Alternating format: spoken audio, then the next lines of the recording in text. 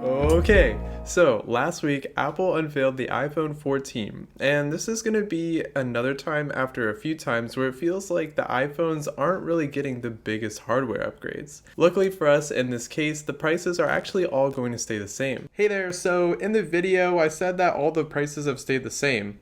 This is true in the US, however, in other countries, the prices of this year's model have gone up a lot. And this can start to be a harder sell when the iPhone 14 is so similar to last year's model, but is actually more expensive. And this isn't to say that things like the emergency SOS via satellite aren't impressive, because they definitely are. Being able to communicate with a satellite using your iPhone is something that I don't think anybody really expected. But when it comes to things that people are going to use on a daily basis, I think things start to change a little bit. So at this point, does that mean Apple is just running out of ideas? Thinking about it, this isn't an entirely new trend, as there have been many iPhone updates in the past that have come without major hardware changes. Thinking about iPhones like the iPhone 4S, it was basically identical to the previous phone.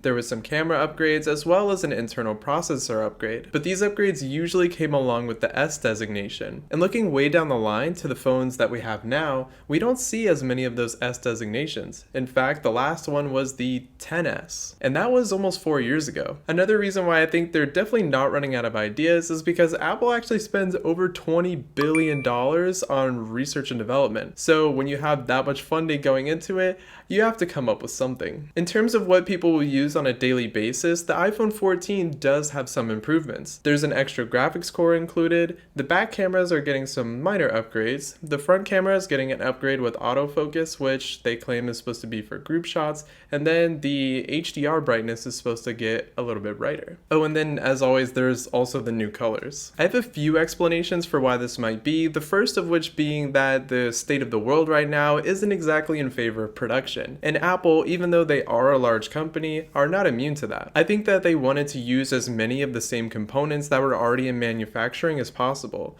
So when it comes to the iPhone 14, it's actually using the A15 chip, which is the same as last year. But it's not the same chip that went into the iPhone 13, it has the additional graphics core, which would sound like a new chip, except the iPhone 13 Pro already had that in production. The screen seems to be basically the same as last year. In terms of the HDR brightness, I'm not sure if this is something that software alone will be able to increase the brightness, or if it is a new panel. The chassis for the iPhone 14 is also very similar. There's a small increase in depth, but overall I'd have to say that it's pretty similar, and that probably also means that the manufacturing is pretty similar. Another reason why I think they are choosing to do this more often is simply because people aren't upgrading their phones as often. If you have an iPhone 13, you are probably not going to be tempted to get the iPhone 14, and that's simply because of the fact that they're so similar. And I think Apple knows this. Phones are lasting longer now, and they're looking to convince users of iPhones from 4 or 5 years ago to upgrade their phones. They're not looking to get those people that have already purchased an iPhone 13 or maybe an iPhone 12. So these minor upgrades may not seem like a big deal to someone who has an iPhone 12 or iPhone 13,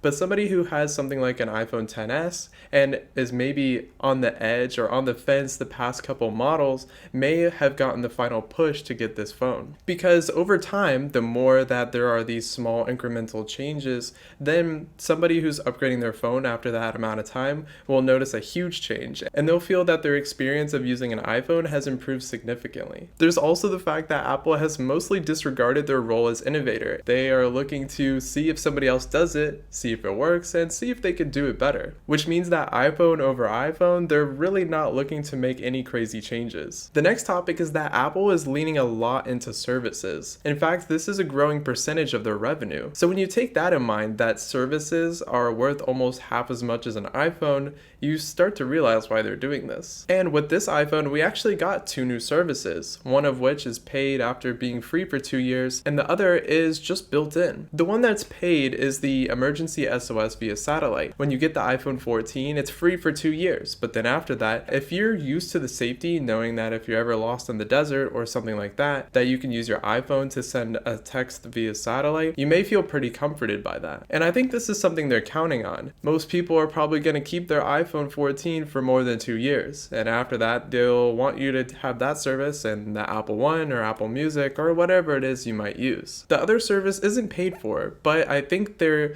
leaning into this as something that's going to keep you more into the Apple ecosystem.